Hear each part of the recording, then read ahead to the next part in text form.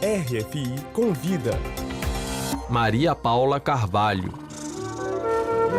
Pois é. E eu boto a cara e vou para toda a terra que quero. Agora não vem. Estamos ouvindo São Jorge, de Hermeto Pascoal, música escolhida para ilustrar a nossa entrevista de hoje sobre um romance biográfico para contar a história de um dos maiores instrumentistas do Brasil, Hermeto, campeão, Os Pensamentos de Pascoal, em tradução livre, publicado aqui na França pela editora L'Harmattan, obra do Pierre Siksik, o nosso convidado de hoje aqui no estúdio. Obrigada pela presença. Obrigado a vocês. Ao ler o seu livro, a gente percebe o quanto essa história é rica de detalhes, de tradições do Brasil, lugares que talvez nem os brasileiros conheçam assim em profundidade. E você, que é um francês, engenheiro, apaixonado pelo Brasil e por música principalmente, encontrou essa forma diferente de contar essa história. Por que um romance biográfico e não uma biografia? A escolha do romance veio depois de um tempo e no final o Cacau, que foi músico que tocou com Hermeto, que fez o prefácio do livro, me falou que realmente o Hermeto merece um romance porque a vida dele é um romance. E um longo romance de 300 páginas, a gente vê aqui a questão do albinismo, né? Como ele sempre enfrentou com muita determinação o preconceito, o amor de uma vida inteira com a esposa, a Ilza, a amizade com o Sivuca. Mas eu queria voltar para o início, para uma coisa que chamou muito a atenção, era o momento da infância dele, em que ele compunha músicas com a natureza, com os sapos, com as formigas, com as cigarras. E ele era um menino que não ia muito bem na escola, porque não enxergava bem, mas que tinha um ouvido muito afinado. Quer dizer, desde o início se soube que o futuro dele era na música. Sim, verdade. Ele sempre soube que ele é, até mesmo ele diz que ele nasceu música. Não tinha outro jeito, talvez, porque por causa do albinismo, ele nasceu no campo. Aí ele ia atrás do pai na roça, e como não podia ficar no sol, por causa do albinismo, ele ia nos lugares na sombra, perto da água, perto das árvores, perto dos pássaros, dos sapos, etc. E por isso ele aprendeu a música com isso tudo. Filho do seu Pascoal, né, que tocava acordeon nas festas do vilarejo deles lá, e ele e o irmão, então o Zé Neto, roubaram esse acordeon para aprender a tocar sozinhos, quer dizer, autodidata, primeiro no acordeon, depois no pandeiro, depois no piano, e os dois irmãos fugiram adolescentes para Recife para tentar, então, se tornar músicos profissionais, o primeiro emprego na rádio no Recife, até se tornar essa referência da música. Todo mundo logo viu que ele tinha alguma coisa diferente para apresentar ao mundo? Não sei se todo mundo viu, mas muita gente viu os músicos com quem ele trabalhava. Sim, eles viram que ele ia muito mais longe que o puro tocador de sanfona para tocar forró. Ele toca forró.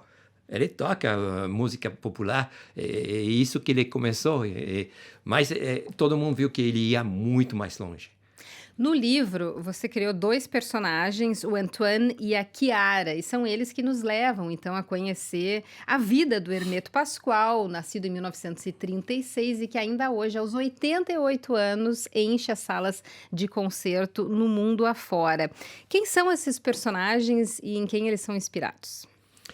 Bom, são dois personagens de ficção, Chiara é pura ficção, e Antoine é um pouco autobiográfico, mas não todo. Tem coisas da minha vida e coisas imaginárias que inventei para a vida do Antoine. E por que você optou por colocar cenas aqui da França também? É um capítulo na França, um capítulo da história do Hermeto? Porque o que eu quis mostrar é a diferença entre dois itinerários. O itinerário do Hermeto, que é uma linha reta, assim, que ele sempre fez o que ele queria fazer sem compromisso nenhum. Enquanto o itinerário do Antoine, ele não sabe onde vai. Ele é um pouco técnico, ele trabalha de técnico, fazendo desenhos, etc. Mas ele também é músico, mas não é um músico muito não profissional. Até que as duas trajetórias vão se juntar. Então, era a ideia de duas trajetórias, que é muito decidida e a outra que é um pouco assim. O Antoine, ele vai para uma viagem na América do Sul. Ele passa pela Bolívia, Peru, Equador, em busca do que ele disse é a música original, a música autêntica. Mas ele não encontra nada disso antes de chegar no Brasil, país do qual ele não sabia nada antes de entrar de ônibus chegando do Paraguai. Foi um pouco a sua sensação chegar no Brasil, assim, de descoberta? Ah, sim. 100%. E eu não sabia nada de samba, nada de futebol, nada das imagens tradicionais ou populares no mundo do Brasil. Não me interessava. Eu descobri o Brasil na Bahia, primeiro no Rio, mas logo depois na Bahia, no momento onde tinha essa explosão da música, da MPB, da música popular brasileira, com todos esses músicos, Chico, Caetano, Gil, etc. Então, fiquei apaixonado por essa música que, é aqui que o que eu buscava era no Brasil. E você acabou vivendo no Brasil, Sim, foi sim. lá que aprendeu português Sim. e teve encontros com o Hermeto Pascoal. E vocês voltaram a se falar para escrever o livro? Como é que foi essa naquela época, não. Encontrei, porque isso foi nos anos de 78 a 82. Naquela época, nunca encontrei com o Hermeto. Encontrei com a música dele.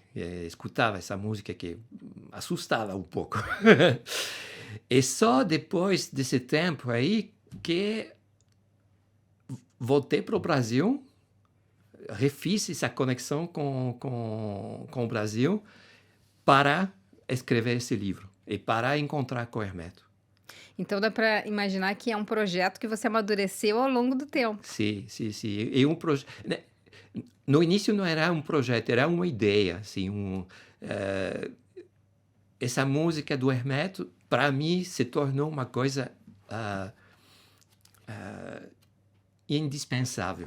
E é o seu primeiro livro, né? E é Sim. recheado, eu vou mostrar aqui um pouco de fotos do Hermeto Pascoal. Aqui tem uma muito curiosa dele, com o cabelo comprido, a barba, como a gente conhece hoje, que ele adquiriu nessa temporada nos Estados Unidos, entre 1970 e 72, e que ele tocou já com grandes músicos americanos também. Lá ele... Ayrton Moreira apresentou ele a Miles Davis.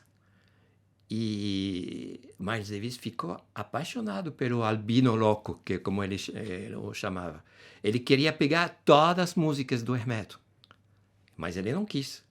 Ele não. Isso, eu escolho quais as músicas eu vou te dar.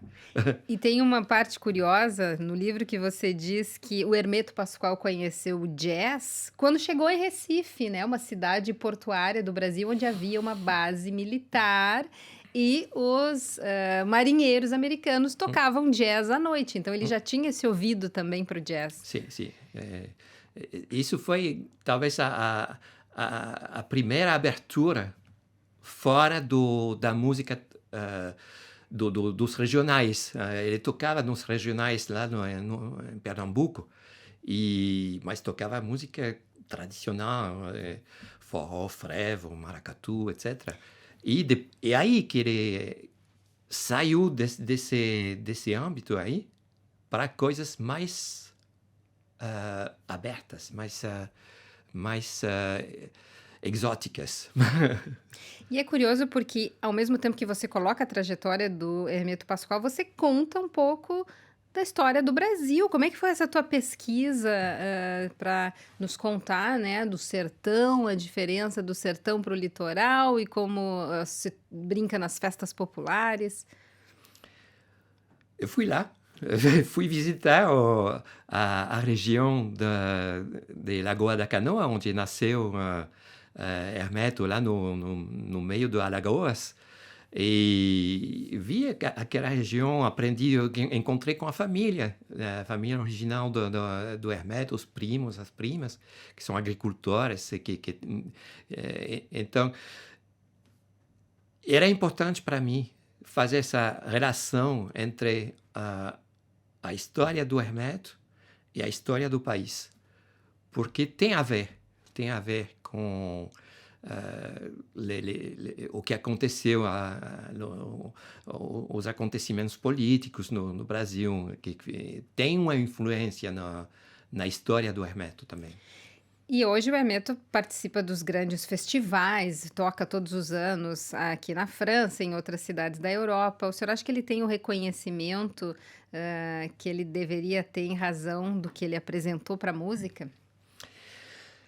Eu acho que ele não tem o reconhecimento que ele merece, que ele é muito conhecido dos músicos. Tem um público aqui na Europa, talvez mais que no Brasil. Não, talvez tem mais público que realmente no Brasil, que o pessoal lá no Brasil conhece a figura do Hermeto, mas talvez não se interessa muito na música dele, exceto alguns. Então, e também o objetivo do livro é fazer conhecer mais essa música, que não é fácil. É uma música que a primeira escuta não dá sempre para sim, é interessante, mas é difícil. Assim como pode ser difícil para os franceses entenderem muitas palavras do livro, você fez um glossário no final em que tem palavras muito curiosas, né? Por exemplo, começa com acarajé, afoxé, agreste, atabaques. Vai ter uma edição em português desse livro? Sim, a primeira coisa que eu tenho que fazer depois da publicação em francês é publicar no Brasil. Vai ter que encontrar uma editora no Brasil, fazer a tradução. Já começamos o trabalho da tradução com um amigo lá em Curitiba, mas vai ter que... Esse livro é também para o Brasil.